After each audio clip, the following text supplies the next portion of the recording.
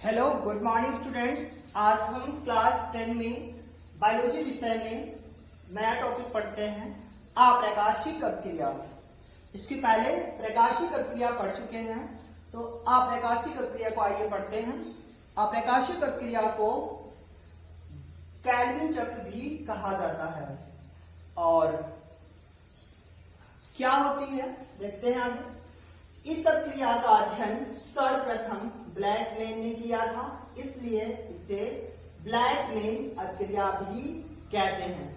यानी अप्रकाशिक अभिक्रिया का अध्ययन सबसे पहले ब्लैकमैन ने किया, इसलिए इस अभिक्रिया को ब्लैकमैन अभिक्रिया भी कहा जाता है।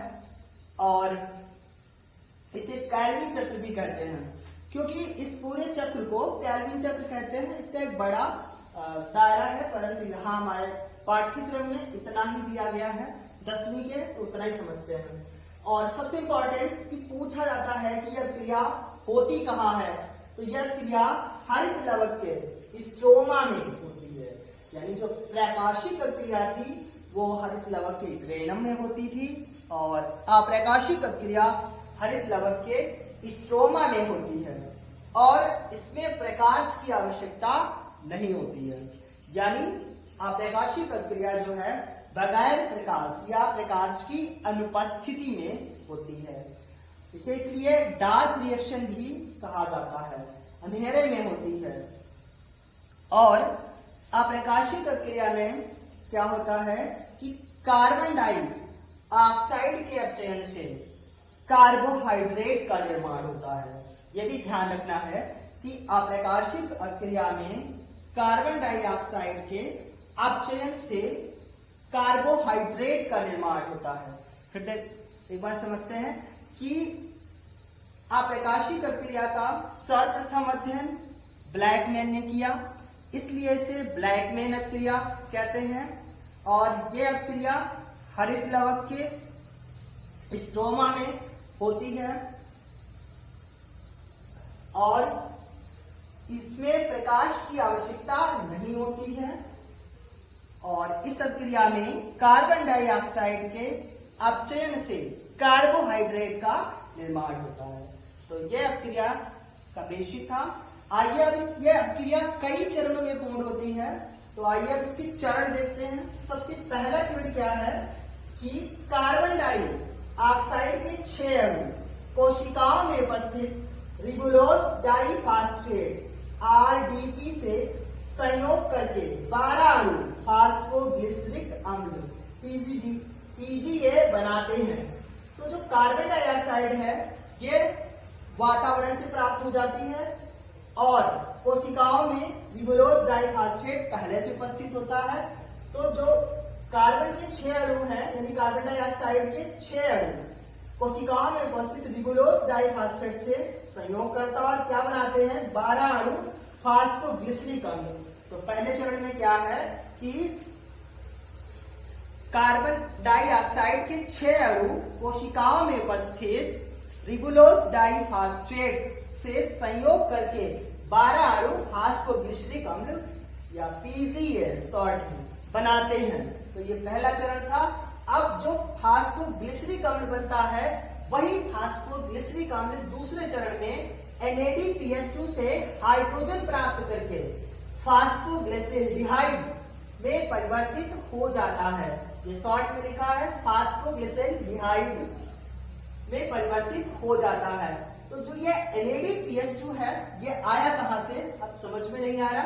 तो ये NADPH2 हम लोगों ने प्रकाशिक अभिक्रिया पढ़ी थी, तो वहां से आता है कि प्रकाशिक अभिक्रिया में एक स्टेप था, चौथा स्टेप। उसमें क्या था कि जल के प्रकाश के अपघटन से मुक्त आयन से उत्तेजित इलेक्ट्रॉन निकलते हैं, जो इलेक्ट्रॉन स्थानांतरण प्रणाली द्वारा ऊर्जा को ATP से मुक्त करते हैं, यानी ATP के रूप में मुक्त करते हैं। और इस क्रिया में H+ आयन NADP को NADPH2 में अपचयित करते हैं, जिसमें समीकरण थी 4H+ आयन प्लस 2NADP, और उससे निर्मित हो रहा था 2NADPH2। तो वही फास्फोग्लिसरिक अम्ल पहले चरण में प्राप्त वो प्रकाशिक अभिक्रिया में उपस्थित या प्रकाशिक अभिक्रिया से प्राप्त NADPH2 से हाइड्रोजन ले लेता है और फास्फोग्लिसरैल्डिहाइड बनाता है, तथा जब से हाइड्रोजन निकल जाता है तो क्या बचेगा, NADP। तो वही NADP पुनः प्रकाशिक अभिक्रिया में उत्पन्न हाइड्रोजन आयनों को ग्रहण करने के लिए स्वतंत्र हो जाता है। यानी जब इससे हाइड्रोजन निकल जाता है तो NADP बचता है और यह NADP फिर से प्रकाशिक अभिक्रिया में हाइड्रोजन लेना के लिए स्वतंत्र हो जाता है या लेने के लिए चला जाता है, और यह क्रम दोहराता रहता है, यानी कई चरण में चलता रहता है। इसके बाद जो फास्फोग्लिसरैल्डिहाइड है उसके यानी अणुओं में 10 अणु, यानी फास्फोग्लिसरैल्डिहाइड के 10 अणु पुनः RDP यानी रिबुलोस डाइफास्फेट में बदल जाते हैं और बाकी बचे हुए 12 अणु में से 2 अणु हेक्सोज ग्लूकोज का निर्माण करते हैं। तो वही समीकरण और हेक्सोज शर्करा है, ये ग्लूकोज को ही नाम दिए गए हैं, जैसे मोनो डाई ट्राई और पेंटोज शर्करा, हेक्सोज शर्करा। तो ये हेक्सोज शर्करा से तात्पर्य है कि जैसे ये आपका हेक्सोज शर्करा यानी C6H12O6 जिसमें कार्बन के 6 अणु दिए हुए हैं, तो ये कार्बन के अणुओं की संख्या के आधार पर इन ग्लूकोजों को नाम दिया गया है शर्करा को।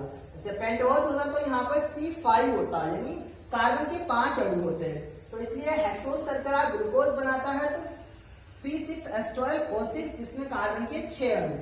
तो वही समीकरण कि कार्बन डाइऑक्साइड के 6 अणु और 12 ATP adenosine triphosphate plus 12 NADPH2, और इस 12 NADPH2 से क्या है कि फास्फोग्लिसरिक अम्ल हाइड्रोजन ले लेता है जिससे फास्फोग्लिसरैल्डिहाइड PgAl बनता है। तो ये हाइड्रोजन निकल जाएगा और उससे हेक्सोज शर्करा निर्मित होगी C6H12O6 और 12 ATP के 12 ATP इधर आएंगे और 12 NADP, क्योंकि हाइड्रोजन निकल जाएगा उसके साथ 6 अणु बनते हैं। इस प्रकार अप्रकाशिक अभिक्रिया में कार्बन डाइऑक्साइड के अपचयन से कार्बोहाइड्रेट का निर्माण हो जाता है और ये ग्लूकोज हेक्सोज शर्करा निर्मित होती है।